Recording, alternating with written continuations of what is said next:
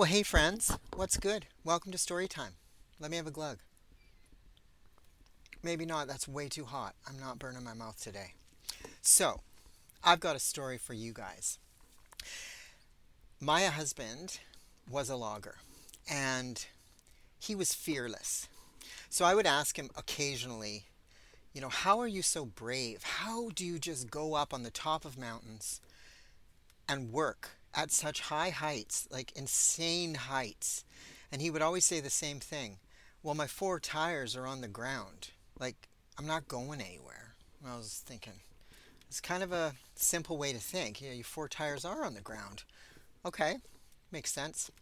So, this story is about bravery and how Dave continued to help me get through my fear of everything. Heights. I was so afraid of heights. Holy crap, I still am. But what he did one day for me, I'll never forget what he did, because this to me was just the biggest, best act of love you can get from another person. So on a Saturday, we would usually get up and have our regular breakfast. And this particular Saturday was just going to be a regular Saturday. Getting up, probably making some eggs and some, I don't know, burgers, because that's all I ever made was eggs and burgers. But the night before, Dave had mentioned, oh, he might have to go to work for a couple hours in the morning. And I said, okay, no problem. I'll make sure you got your breakfast and everything.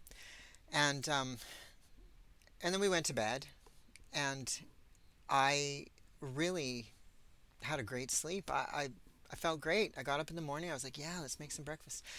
He looked right at me at about 6 a.m. and he said, okay, babe, you got to drive my truck up and take me to the logging block today.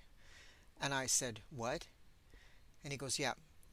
And it was right at this point, it was minus 20 degrees, wind chill, and a ton of snow. Like snow was just blowing around.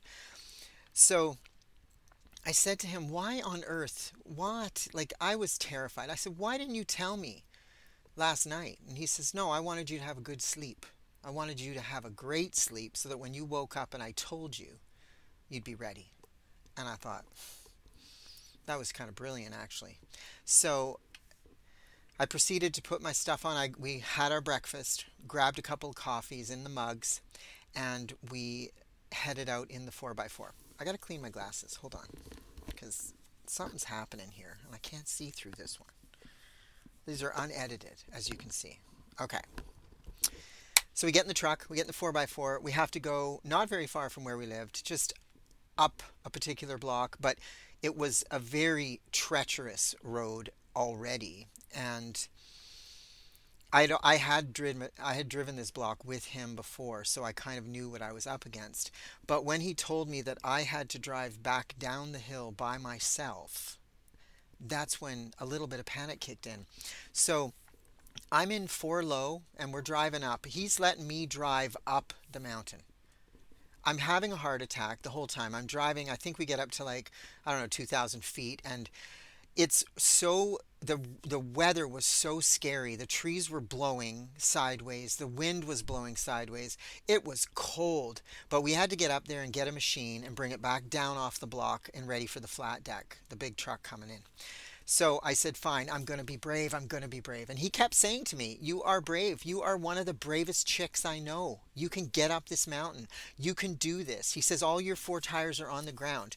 Well, they were on the ground, but there was a fresh foot of snow. And this 4x4, the tires were questionable. Work trucks, they were always kind of a little bit iffy. But we persevered. We got up the road. You could tell he was a little nervous because he's watching as we're going up the hill. Sorry, I meant to say he drove up the hill to prepare me. So I was white knuckled sitting there. I think I had Sadie at the time. So she was sitting on my lap. We get to the top of the hill, blustery, horrible. He gets into the machine, he starts it, which is a brute. It was so cold, it didn't want to start right away. And the old diesels, we got to let them warm up a little bit. You can't just get in and go. So he had to bring that thing down the block, and he wanted me to go in front first, to prepare in case any other loggers were coming up to make sure they stopped because he was coming down. And I'm not kidding you. The amount of fear that would have been in my body had I gone to sleep that night thinking about this particular job I had to do, I wouldn't have been able to do it. I would have bailed on him. And he knew that. He knew I was going to bail. Because he could have called a guy from work to do it with him, but he asked his wife. And he did these sorts of things to me to make sure I knew that I was capable. And so I had to turn the truck around at the top of the hill, which was not, there wasn't a lot of room. There's a lot of logs and there's a lot of stuff going on, and snow and wind and crazy. But I did. I turned it around, and he got in his machine and he gave me the thumbs up. Let's go down the hill. And holy crap, you guys. The trip down was sideways, terrifying. The sucker slipped every corner. Like, we're talking switchback. So on the switchback, I'd slide into the ditch a little. But Dave was right behind me in an excavator. So he's like, well, if I got to push you out, I'll push you out. Like, that's how he had to do it. So we got to the bottom of the hill.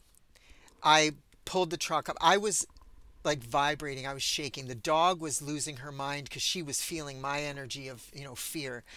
But I sat there and I said, I did it. I did it. I did it. I got one more thing under my belt that I did that I was terrified of doing.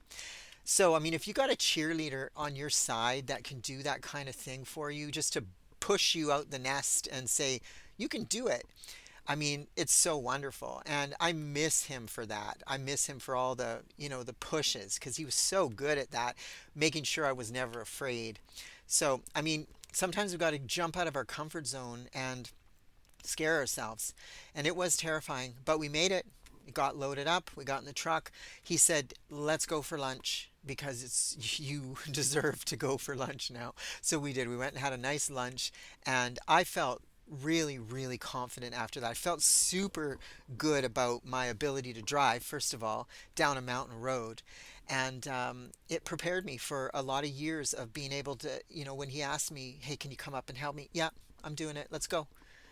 It's how life was with us, adventure around every corner, but loved it. Still love it. Anyways, I hope you guys have a fantastic day, and God bless, and like, subscribe, share, all that stuff, and take care.